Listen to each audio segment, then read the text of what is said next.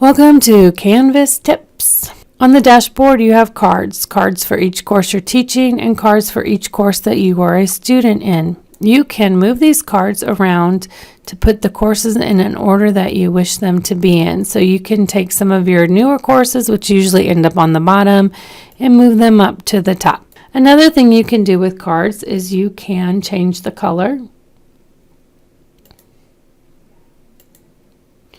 This is a great tool if you are teaching online and in class at the same time.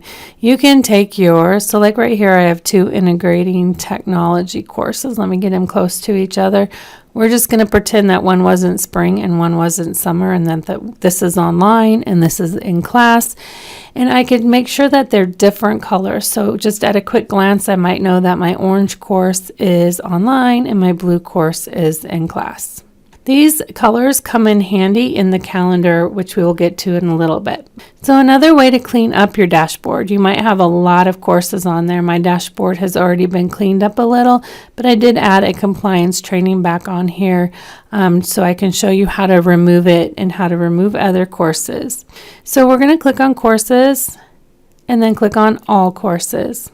And you're going to be shown a page that has every single course you have ever been enrolled in, past enrollments if they're locked out, and future enrollments. So what happens is the very first time you log on to this page, all of your stars will be empty.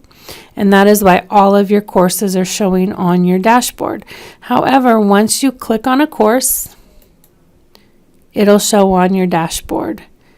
If you have all your courses clicked, and you want to remove a course, you can come back here again to courses and just uncheck one and then go back to your dashboard and all your courses will be there. All right, let's look at the calendar. To me, the calendar is one of the most important tools that you can use to make your life easier. When you create assignments in Canvas, you really want to make sure they have a due date assigned to them. The reason is they populate the calendar.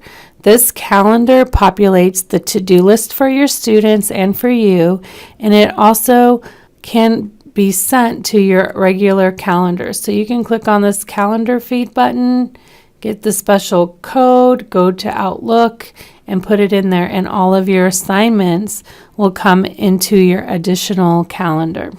However, that is not the best part of the calendar.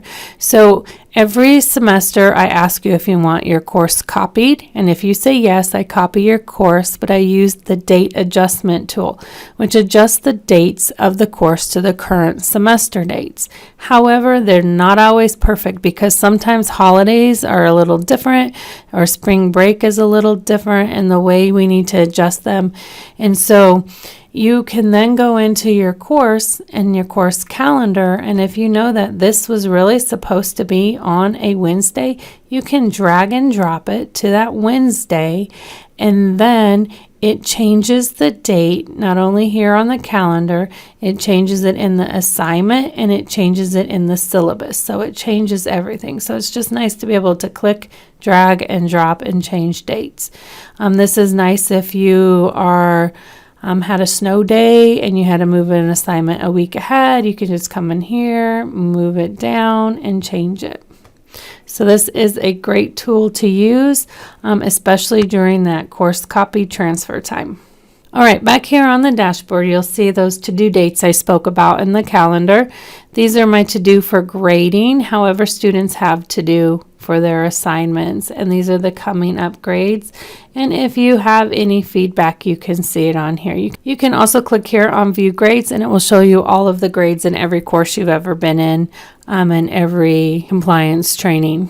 I'm going to come in here into our template course and show you some of the settings. So right here in your left-hand navigation, you have all of your open links and all of your hidden links. They used to be grayed out up to about a week ago, and now they are not, but they do show that they're disabled with this icon. It's like an eyeball with a slash. In the Settings tab, you can find some more course details. You can add an image to your card that students will see. You select Choose Image. It lets you know what kind of image, and then you go ahead and add it. The next section right here from the name of the course all the way down to the term are all populated now by our PeopleSoft feed to Canvas. Please do not change the name of your course or the course code. Those are how PeopleSoft and Canvas speak to each other and know they're in the correct place. The start and end date are populated by me. They can be changed by you if you wish to open your class early. The start date is officially the first day of the class at 12:01 a.m. and the end date is the last day of the month at the end of the semester. These next few buttons let you know when students can participate and view your course. Scrolling down, we have the grading scheme. It is already enabled to the COF grading scheme. This is important because we have the new grading feature where Canvas sends the final grade in your gradebook to PeopleSoft. You are in control of it. Once you're in your PeopleSoft roster, you click a button and then it sends it to it, so you don't have to worry about it doing it automatically. And so this is important to have that grading scheme, the COF grading scheme. So the next thing here is more options. This is where you can select to show your recent announcement on the home page and how many announcements. The COF template has let students attach files to discussions, create discussion topics, edit or delete their own discussion points as a default. It also has a space to let students organize their own groups. You can choose this if you are teaching an in-person class and you want all the students to create their own groups without any input from you. Hide totals in student grade summary just hides the last total column. The hide grade distribution graph from students allows you to hide the grade distribution graphs. All right, I'm just going to bring this PowerPoint over here. And as you can see, this is what the students would see. They will see a graph, the low, high, and average scores. This is nice if you have a big class. However, if you have a very small class, it's not a great tool to have available for students. If you have like 3 to 5 students, students can then see their grade, figure out who the low grade is, and spend some time trying to figure out who is who. So you just probably want to make sure that's off. It is off by default in the COF template. The disable comments on announcement is disabled at a global level. Once you've completed or made any changes, just click on Update Course Details.